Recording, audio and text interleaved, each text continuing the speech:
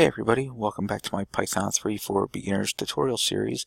In this video we're going to go over getting user input.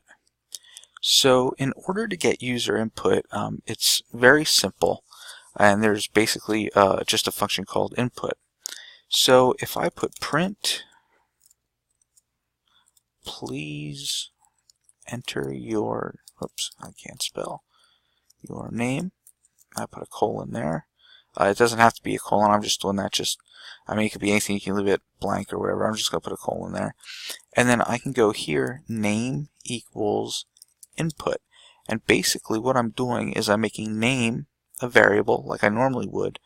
But what I'm telling it is that what I want to assign to it is whatever the user inputs, and it's going to allow the user to input something because I put input right there.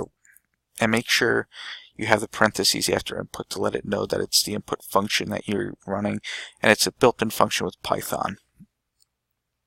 So then I can print something like hello plus name. Now if I run this, it'll say please enter your name. So if I put SpongeBob, it'll go hello SpongeBob. Okay, so that's getting string input. I'm going to do a separate video to show you how to get integer input. Alrighty, so I appreciate you watching. Please don't forget to hit the like button for this video, subscribe, hit the bell when you subscribe so you can see when I upload new videos, and I'll see you in the next one. Thanks for watching.